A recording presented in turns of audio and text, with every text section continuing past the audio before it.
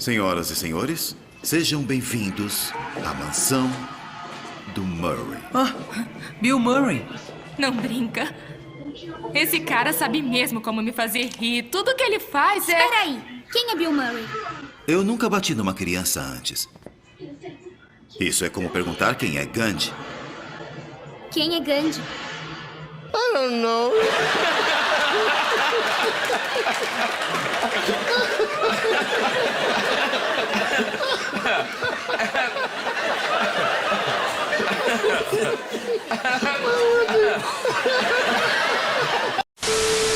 Seja bem-vindo, você está no Hudcine, eu sou o Red, o seu anfitrião aqui do canal, e é uma honra ter você aqui, pequeno Screamer. E eu sei que isso é muito pieguice da minha parte, mas esse nerd fat que vos fala não tem vergonha em dizer que vocês são foda demais. Eu literalmente respeito muito essa comunidade que juntos estamos criando. Sério, eu adoro gravar conteúdo pra esse canal. E pra você que é novo aqui, fique à vontade, seja bem-vindo, sinta-se em casa. Porque aqui não importa a sua cor, sua religião, sua etnia, seu gosto musical, sua orientação sexual ou se você simplesmente se vestiu de Vandinha pra gravar dancinhas pro TikTok. Não importa nada disso, seja muito bem-vindo. Bom, chega de conversa fiada e bora pra essa lista que tá muito, mas muito polêmica. E que com certeza vai gerar muito hate aí nos comentários,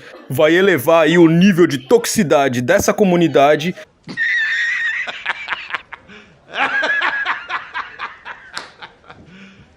You serious? E que pra ser sincero, pequenos Screamers, eu adoro quando isso acontece, eu adoro tudo isso. Bora pro vídeo.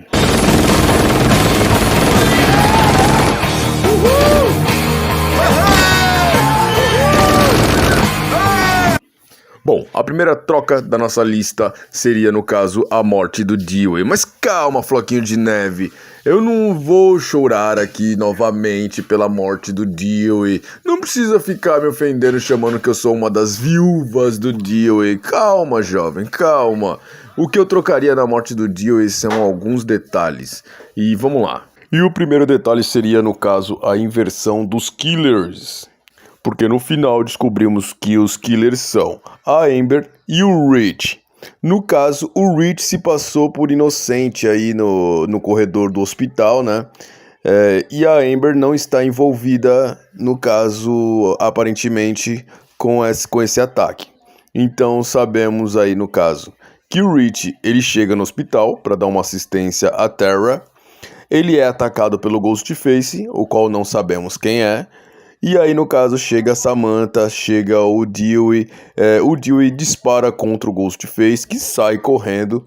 E aí, no caso, ele pega o Rich, que tá no chão. E a Samantha pega a irmã, no caso, a Tara, que também tá no chão. E aí, no caso, existe um ataque, existe uma luta corporal entre o Ghostface e o Dewey. O Dewey consegue neutralizar o Ghostface. Ponto. E aí, eles vão pro elevador. No elevador temos o Dewey, temos a Samantha, temos a Tara e temos o Rich. No caso, essa troca, o Rich não estaria como o João sem braço aí aleatório na cena. No caso, o Ghostface, no caso, por baixo da máscara, seria o Rich. No caso, o João sem braço aí que tá simulando uma situação, que tá simulando o pênalti, seria a Amber.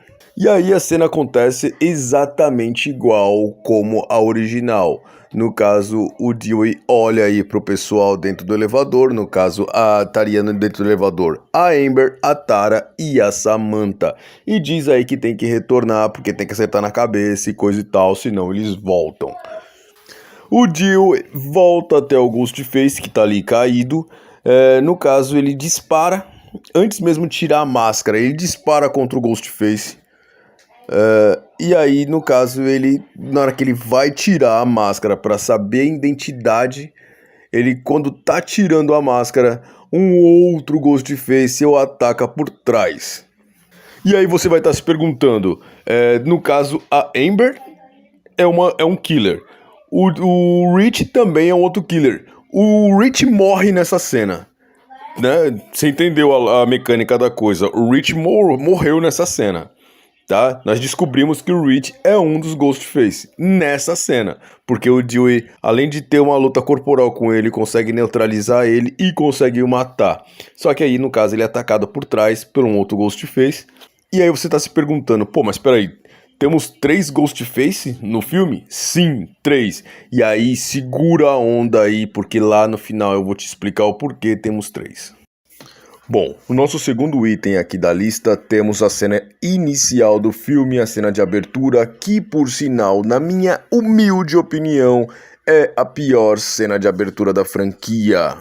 Eu sei que é um pouco injusto competir, no caso, colocar lado a lado aí com a cena do clássico de 1996, mas foi uma opção da própria direção do filme, agora de 2022, fazer essa emulação da cena do clássico de 1996. Quem provocou essa comparação por parte dos fãs foi os próprios diretores, foi o próprio roteirista e ponto, nós não temos culpa. Fizeram uma cena com qual a gente pode comparar com a cena do clássico, a gente vai lá e faz, nós é fã, vai fazer o quê? Eu sei que não é justo, mas foi o caminho que eles mesmos escolheram. Então, vai. A cena por si só é bem legal, o clima da cena é sensacional, a trilha sonora que rola por trás é bem legal, escutar a voz do Roger L. Jackson novamente como Ghostface é incrível, mas eu acho que o fator de a Tara ter permanecido viva, ter sobrevivido a esse ataque do Ghostface, acho que foi um ponto muito, mas muito negativo, porque eu particularmente estava esperando uma cena assim, ó, de uma morte brutal. A cena, ela é até impactante, temos aí uma perna quebrada, temos aí algumas facadas, mas em si, a morte em si, ela não ocorreu e isso foi bem determinante para que eu colocasse essa cena como, pra mim, as piores da abertura da franquia. Então, bom, vamos lá. Qual que seria a mudança dessa cena? Qual que seria a coisa que eu mudaria nessa cena? Eu trocaria, no caso, a Tara pela xerife Judy. E daria a ela uma morte digna de muita brutalidade. Aquelas, não mudaria muito no caso da cena com a Tara. Seria basicamente a mesma coisa, ela estaria em casa fazendo pipoca para ver filme ou qualquer coisa do tipo, e no caso recebesse uma ligação do Ghost, e aí a coisa se encaminhasse para violência brutal e, bom, seria mais ou menos assim. O que isso mudaria no filme? Mudaria o envolvimento do Dewey, que no caso estaria presente desde o começo do filme, porque ele no caso iria para Woodsboro, porque querendo ou não, os dois personagens já têm um passado, e aí no caso não precisaria forçar uma entrada do personagem, no caso do Dewey, forçada, né? No caso, vamos perguntar pro expert. Não, no caso, o Dewey já estaria envolvido no trama, porque a xerife Judy tem um passado com o Dewey. Ponto. Porque o que ficou claro aí nessa cena inicial do filme é que eles ficaram com muita pena, com muita dó de matar a Jenna Ortega. Ponto. Eu espero que a Jenna Ortega morra no próximo filme. Porque se tem uma coisa que a Jenna Ortega sabe fazer é morrer. As cenas protagonizadas pela atriz, onde gera sua morte, são sensacionais. Ela realmente sabe interpretar alguém morrendo.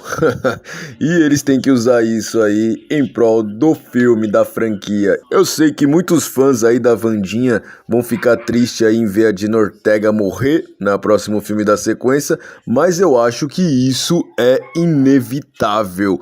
Eu acho que a Jenna Ortega vai entregar pros fãs, no caso pra franquia, uma excelente morte. Assim aguardamos.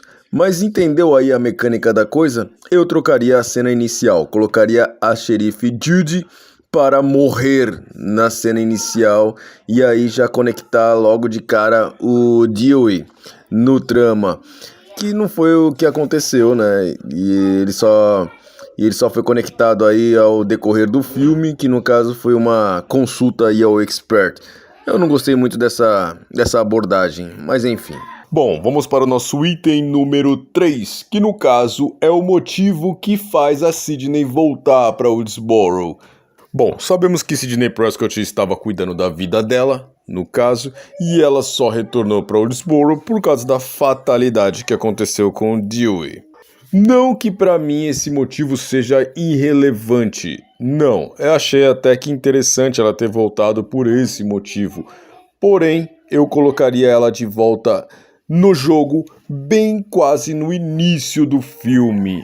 Por quê? Eu colocaria no sentido assim, ó, o pai dela fosse uma das vítimas casuais do Ghostface. Vamos supor que o pai dela, no caso, tivesse morrido de causas a princípios naturais e ela tivesse que voltar para Woodsboro para poder regularizar a papelada do enterro do pai dela. Tudo bem que no final a gente ia descobrir que ele foi morto, na verdade, por envenenamento através do Ghostface.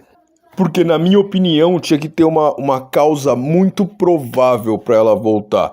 Porque, assim, ó, simplesmente ela retornar porque o Dewey sofreu uma fatalidade, sofreu uma baixa, não ficou muito convincente para mim. Tinha que ser algo assim, ó, que fosse inevitável.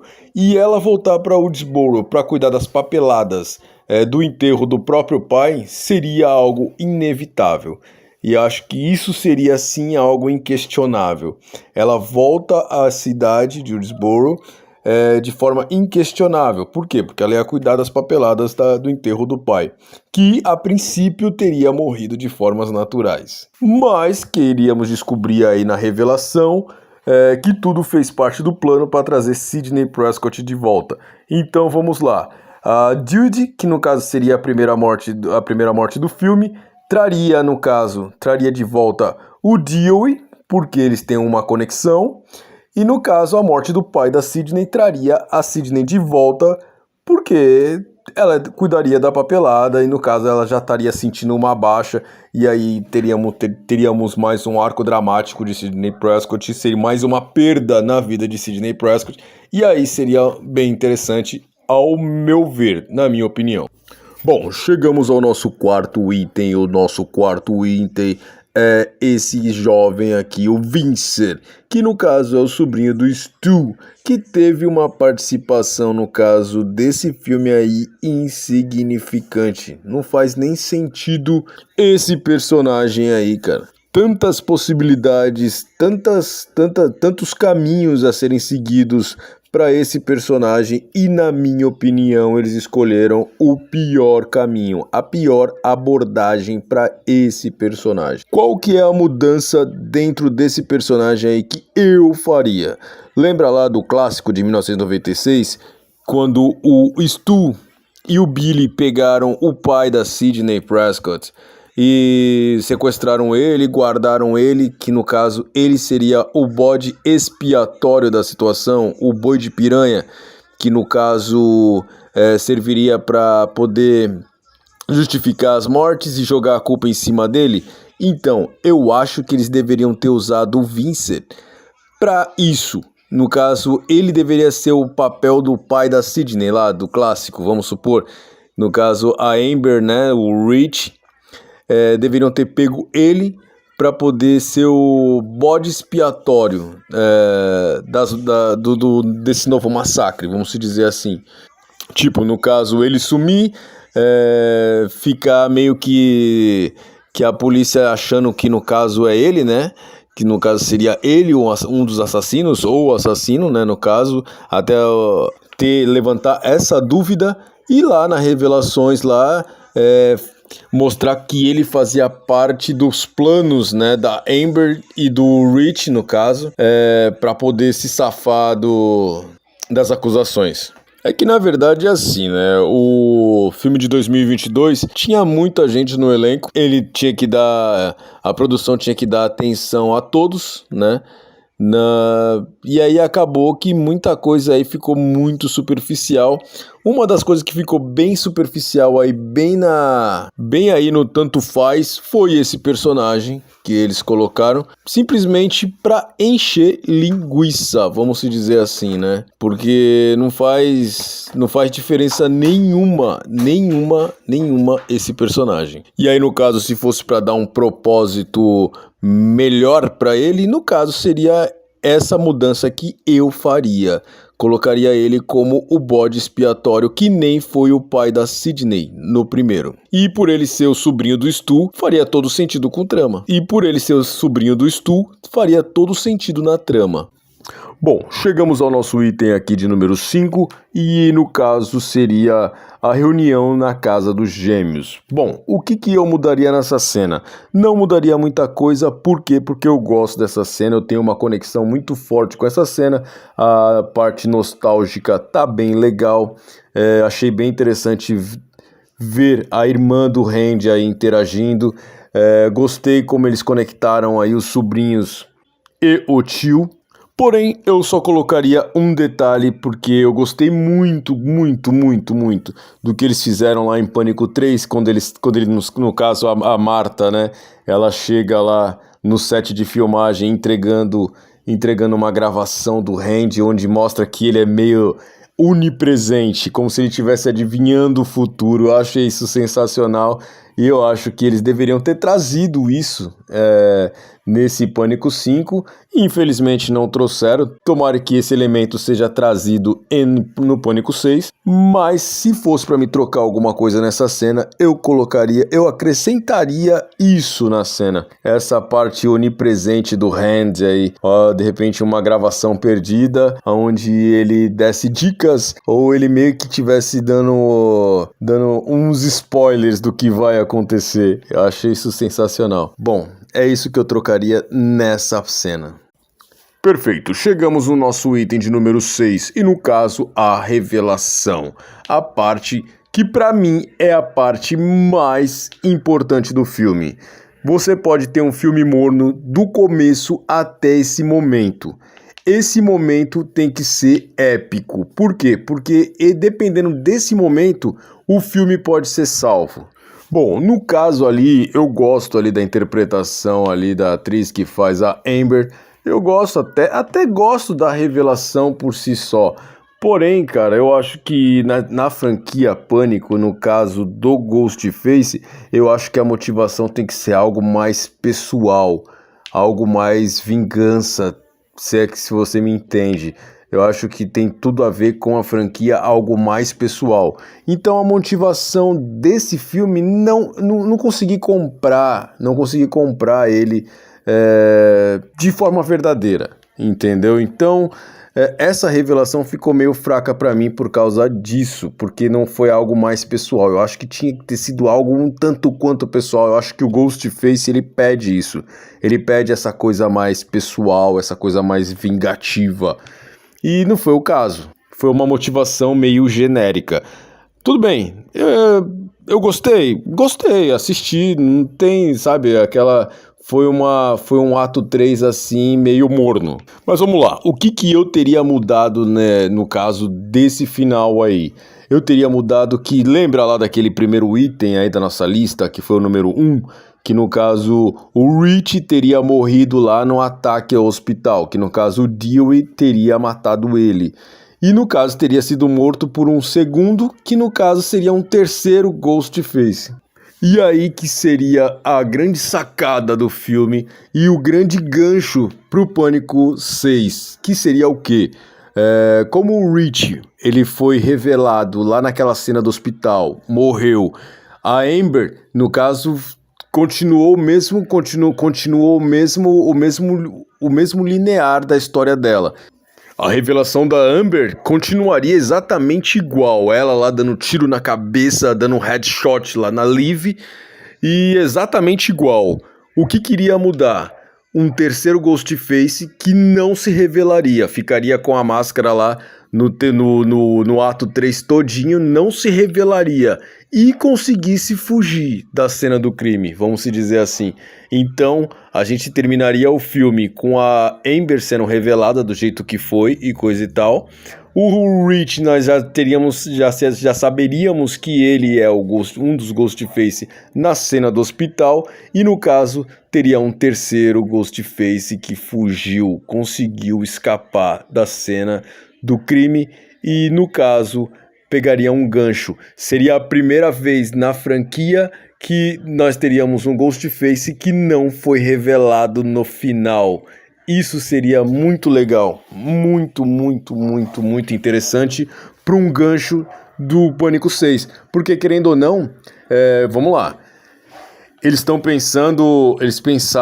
Quando eles começaram o Riot Silence lá, eles começaram o projeto aí do Pânico 5, 6 e possivelmente o Pânico 7, eles pensaram numa trilogia. Então eu acho que essa trilogia tem que se conectar uma na outra. Não pode ser um filme aleatório, tipo, o Pânico 5 não pode ser desconectado do 6, que não pode ser desconectado do 7. Os três tem que estar conectado. Então, por esse motivo, eu deixaria um Ghostface para fazer a revelação dele no próximo, em Pânico 6. Seria bem interessante em Pânico 5 ter 3 Ghostface, no caso o Rich, no caso a Amber, e um terceiro que não fosse revelado, deixasse esse suspense aí, esse gancho pro Pânico 6. Eu mudaria isso, eu colocaria isso seria bem inovador aí na franquia, né? Porque todos os filmes teve o seu momento aí de revelação e não ficou gancho nenhum, porque querendo ou não, eles não estavam pensando em um filme logo na sequência, na verdade, né? Então não teve essa conexão, essa coisa de conectar um filme no outro, deixar a revelação pro próximo. Como eles já tinham esse projeto de fazer o Pânico 6 logo em sequência, né? No caso, em um ano nós teremos uma sequência. Isso é sensacional para uma franquia. Então eu acho que a revelação de um Ghostface poderia ter ficado pro Pânico 6. E isso aí seria sensacional. E se você levar em consideração que lá no clássico de 1996, o Billy e o Stu foram manipulados, no caso, tiveram assistência aí do meio-irmão da Sidney Prescott lá, o Roman. Tecnicamente, o Pânico de 1996 tiveram 3 Ghostface. Se você levar essa lógica aí em consideração, nós tivemos 3. Só não sabíamos que tinha um terceiro por trás, que no caso foi revelado depois lá em Pânico 3, que era o Roman. E agora a gente poderia ter simplesmente 2, no caso 3, poderíamos ter simplesmente 3. A Amber, o Rich e mais um, que no caso faria o papel do Roman, se é que você me entendeu na conexão aqui. E aí seria bem interessante. E aí? Falei bastante, o vídeo ficou bem longo, coloquei minhas opiniões, falei tudo que eu mudaria, alguns pontos, na verdade, né? Alguns pontos que eu mudaria aí no filme de 2022, no Pânico 5, e aí eu gostaria de saber de você, se você trocaria exatamente igual, como você faria, se você achou interessante essas mudanças, se não, coloca aí nos comentários, tamo junto e até a próxima!